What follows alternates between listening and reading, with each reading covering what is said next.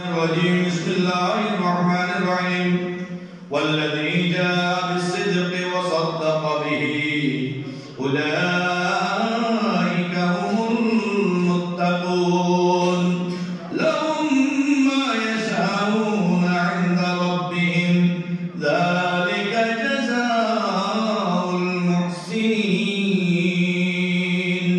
صدق الله مولانا العظيم وبلغنا رسوله النبي النبي الكريم ونحن على ذلك من الشاهدين والشاكرين والحمد لله رب العالمين رب صل وسلم وبارك عليه উপস্থিত সম্মানিত মুসল্লিয়ানে কিরাম মুরব্বিয়ানে নিজাম হাজরানে মুসল্লিগান ফাদরানে ফাদরশিদ মুস্তরাত মা বোনেরা আসসালামু আলাইকুম ওয়া রাহমাতুল্লাহি ওয়া বারাকাতুহু ওয়া আলাইকুম আসসালাম মহান আল্লাহ রাব্বুল আলামিনের দরবারে লাখ শুকরিয়া আদায় করছি যে মহান রব্বুল আলামিন আমাদেরকে প্রতি জুমার নিয়ে পবিত্র জমাদি উসানি মাসের প্রথম জুমা আদায় করার জন্য মদিনা আসার বসার তৌফিক দান করেছেন সেই মহান মুনিবের দরবারে শুকরিয়া আদায় করতে উচ্চ সুরে বলি আলহামদুলিল্লাহ আলহামদুলিল্লাহ অসংখ্য গণিত লক্ষ কোটি দরুদ সালাম দুরে কায়নাত সরকার দো আলম সাইয়্যিদুল মুরসালিন ইমামুল মুরসালিন নূরে মুজাসসাম নবী মুহাম্মদ রাসূলুল্লাহ সাল্লাল্লাহু আলাইহি ওয়াসাল্লাম সম্মানিত প্রিয় হাজিরিন মাহে জামাদি উসানি মাস আরম্ভ হয়েছে এই মাস এই চাঁদ অত্যন্ত মুবারক এই মাসের মধ্যে এমন এক মহান ব্যক্তি এই জমিন থেকে পর্দা করেছেন যিনি ইসলামের জন্য দিতে দিতে দিতে দিতে নিজের চূড়ার ছাই পর্যন্ত কি করেছেন আল্লাহর রাস্তায় বিলীন করেছেন বড় করে বলুন সুবহানাল্লাহ আমার নবীর দরবারে সাহাবায়ে কেরামদের পক্ষ থেকে আমার রাসূল যখন বলতেন তোমরা অমুক যুদ্ধের জন্য যে যা পারো আমার সামনে কি করো উপস্থাপন করো সব সময় সাইয়েদনা ফারুক আযম হযরত আবু বকর সিদ্দিক রাদিয়াল্লাহু তাআলা এগিয়ে এসে দয়াল নবীর দরবারে ওনারা হাদিয়া প্রটোকল উপস্থাপন করতেন প্রত্যেক সময় আমার নবীর দরবারে সাইয়েদনা সিদ্দিক আকবর রাদিয়াল্লাহু তাআলা সবথেকে বেশি দেখতেন কৃতকার্য থাকতেন এবং সবথেকে বেশি দেওয়ার পক্ষে ছিলেন বড় করে বলুন সুবহানাল্লাহ একদিন প্রিয় হাবিব সাল্লাল্লাহু আলাইহি সাল্লাম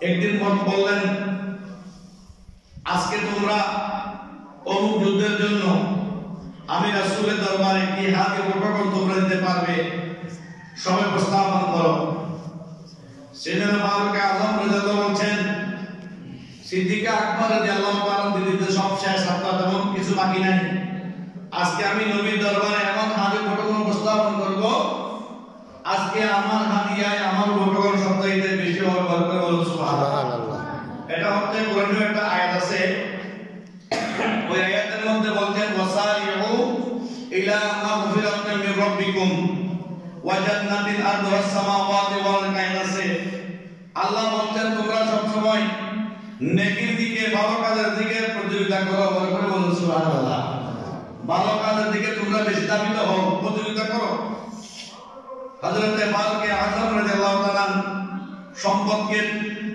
চতুর্থ চার ভাগ করে ওখান থেকে তিন ভাগ সম্পদ দয়াল নবীর দরবারে উপস্থাপন করেছেন বলে করে বলুন সুবহানাল্লাহ সাইয়েদনা সিদ্দিক আকবর রাদিয়াল্লাহু তাআলা উনি কিছু না পেয়ে যা কিছু ছিল সব কিছু নিয়ে ওনার বাসি সুলার যে সাইকেল ছিল সেগুলো সহ উনি বস্তার মধ্যে বলে আমার নবীর দরবারে উপস্থাপন করেছেন বড় করে বলুন সুবহানাল্লাহ আমার সরকারে মদিনা জিজ্ঞেস করলেন সাইয়েদনা ফারুক আযমকে বললেন ইয়া ফারুক তুমি তোমার পরিবারের জন্য কি রেখে এসেছো তিনি বললেন ইয়া রাসূলুল্লাহ আমার সম্পদ থেকে এক ভাগ সম্পদ আমি আমার পরিবার পরিজনের জন্য রেখে এসেছি বাকি তিন ভাগ সম্পদ আপনার কাছে উপস্থাপন করেছি বলে বলুন সুবহানাল্লাহ সাইয়েদনা ফারুক আযম কথা বলার পর সিদ্দিক আকবরকে জিজ্ঞেস করলেন হে আবু বকর সিদ্দিক রাদিয়াল্লাহু তাআলা তুমি কি এনেছো আমার উপর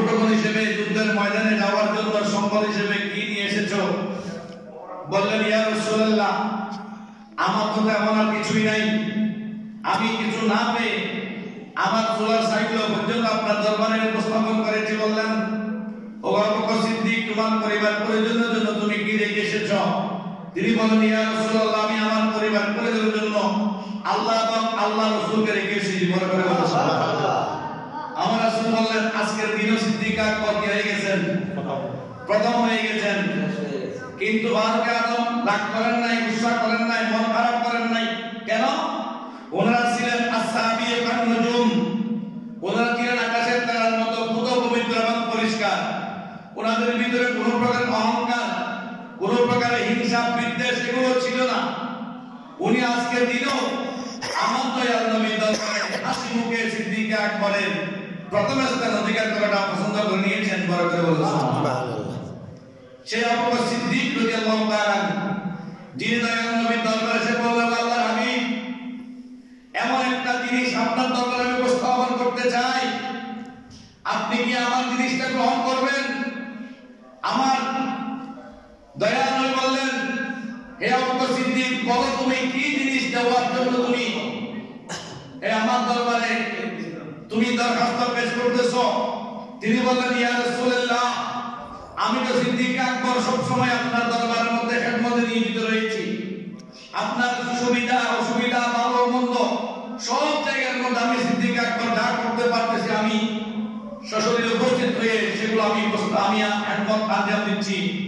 আমার ইচ্ছা হচ্ছে আপনার সংসারিক আপনার ভিতরিক যত প্রকারের খেদমতের প্রয়োজন আমি সিদ্দিক আকবর চাই আমার মেয়ে হযরত সাইয়েদনা আয়েশা সিদ্দিকা রাদিয়াল্লাহু তাআলা কে আপনি রাসূলের কাছে সুপর্দ করার জন্য বলতে বলেন সুবহানাল্লাহ। সুবহান কেমন আসছিলেন তিনি, কেমন রাসূল প্রেমিক ছিলেন। আমার রাসূলের প্রস্তাবকে প্রত্যাখ্যান করেন নাই। আমার রাসূল বললেন তোমার প্রস্তাবকে আমি গ্রহণ করেছি। বলতে বলেন সুবহানাল্লাহ। দেখেন নিজে রাসূলের জন্য অনেক কিছু করতেছেন, এর মধ্যে রাসূলের খেদমতের জন্য অভ্যন্তরীণ খেদমতের জন্য নিজের কন্যাকে পর্যন্ত দয়াল নবীর কদমের মধ্যে শুরু করেছেন। বরকত বলেন সুবহানাল্লাহ। আমার রাসূল গ্রহণ করলেন। একদিন সেই আবু বকর সিদ্দিক রাদিয়াল্লাহু তাআলা দয়াল নবীর দরবারে উপস্থিত ছিলেন। আমার দয়াল নবী বলতে লাগলেন হে আবু বকর সিদ্দিক শুনো, আল্লাহর পক্ষ থেকে আমার কাছে হয়ে আসতে পারে যে কোনো সময় আমি রাসূলকে মক্কার জমিন মাতৃভূমি ছেড়ে আল্লাহ আমাকে তিনটা জায়গায় ইখতিয়ার দিয়েছেন, যে কোনো একটি জায়গার মধ্যে আমাকে হিজরত করতে হবে। তুমি একটু মনে রাখিও। বরকত বলেন সুবহানাল্লাহ। আমার রাসূল কিন্তু নবিয়ে মুখতার ইখতিয়ার প্রাপ্ত রাসূল, অন্য নবীদের মতো নয়। আমার রাসূলের ইচ্ছাধীন ছিল। আমার রাসূলের ইচ্ছাকে আল্লাহ প্রাধান্য দিতেন। আমার রাসূল বলেছেন তিন জায়গার কথা আল্লাহ ইরশাদ করেছেন, তিন জায়গা থেকে রাসূলকে বলেছেন আপনার কোনটা বেশি ভালো লাগে সেটা আপনি বেছে নেন। আমার রাসূল বললেন বারাইলাহি যেহেতু মদিনা পাক আমার নানা মাতৃ, সেখানে আমার নানার ফ্যামিলি দাদার ফ্যামিলি সেখানে ছিল আছে, আমি চাই মদিনার জমিনে হিজরত করার জন্য। বরকত বলেন সুবহানাল্লাহ। আল্লাহ রাব্বুল আলামিন গ্রহণ করলেন 6 বছর। জিবরাইল আলাইহিস সালাম চতুর্দিকে যারা কাফের মুশরিক বেদিন ছিল আমার নবীকে মারার জন্য যারা উৎপত্তি ছিল, তারা রাতের বেলা কিন্তু আরো একটা রীতি ছিল, রাতের বেলা কারো পথে আক্রমণ করতেন না। তারা চতুর্দিকে ঘিরে রাখলেন। যখন দয়াল নবী সকাল ঘর থেকে বের হবে আমার নবীর উপর তারা আক্রমণ করবে, এর ভিতরে সেটা জিবরিল আমিন আলাইহিস সালাম দয়াল নবীর দরবারে তশরিফ আনলেন। বরকত বলেন সুবহানাল্লাহ। বললেন আল্লাহর হাবিব ঘরের চতুর্দিকে তো মানুষ উৎপেতে রয়েছে, আপনাকে আক্রমণ করার জন্য আপনি কিভাবে বের হবেন জানেন? বললেন জিবরিল আমি তো জানি, কথা বলবো না, নিশ্চয় আল্লাহ ভালো জানেন। বরকত বলেন সুবহানাল্লাহ। জিবরাইল বলেন ইয়া রাসূলুল্লাহ আপনাকে কতগুলো বালি এনে দিচ্ছি, কণা বালি, আপনি বালিগুলো একটু হাতে নেন, কোরআন পাকের আয়াত তেলাওয়াত করেন। ওয়ামা রামাইতু ইয রামাইতা ওয়ালাকিন্নাল্লাহা রামা আমার রাসূল যখন বাড়িগুলোর ফু দিয়ে যখন জিবরিল বলেন উপর দিকে নিক্ষেপ করুন, উপর দিকে যখন বাড়িগুলো নিক্ষেপ করলেন, প্রত্যেকটা বাড়ির কণা যারা বাইরে নবীর অপেক্ষায় ছিল তাদের চোখের মধ্যে গিয়ে পড়ল, সব অন্ধ হয়ে গেল। এই পাক দিয়ে জিবরিল আমিন আমার রাসূলকে নিকট থেকে বের হয়ে গেলেন, বড় করে বলেন সুবহানাল্লাহ। সিদ্দিক আকবরের বাসায় গেলেন, আমার নবী বললেন, ও জিবরাইল, তুমি তো আমার সফর সঙ্গী, ঠিক আছে, আমার সবচাইতে উত্তম একজন সফর সঙ্গী আছে, যাকে আমি আজকে হিজরতের কথাটা জানিয়েছিলাম, দীর্ঘ 6 মাস পূর্বে তাকে সঙ্গে করে আমি হিজরত করব, করে বলেন সুবহানাল্লাহ। সাইয়েদনা সিদ্দিক আকবরের বাড়ির সামনে যখন আমার দয়াল নবী মুস্তাফা উপস্থিত হলেন, ঘরের মধ্যে ঢোকা দিলেন সিদ্দিক আকবর জনি। প্রথম ঢোকার সাথে প্রথম ঢাকার সাথে সাইয়েদনা সিদ্দিক আকবর রাদিয়াল্লাহু তাআলা বলেন, লাব্বাইক ইয়া রাসূলুল্লাহ সাল্লাল্লাহু আলাইহি ওয়াসাল্লাম, বলে বলেন সুবহানাল্লাহ। ও মুকর সিদ্দিক, আজকে ওই দিন এসে গেছে যে দিনের কথা তোমাকে আমি বলে গেছিলাম, আসো সবার সাথে চলে যাই। ঘরের মধ্যে পরিবার পরিজনদেরকে রেখে আমার দয়াল নবীর সাথে সাইয়েদনা সিদ্দিক আকবর রাদিয়াল্লাহু তাআলা বের হয়ে গেলেন। আমার নবী জিজ্ঞেস করলেন, আবু বকর সিদ্দিক, তুমি কেন এক ডাকের মধ্যে সারা দিলা, তুমি কি ঘুমাও নাই?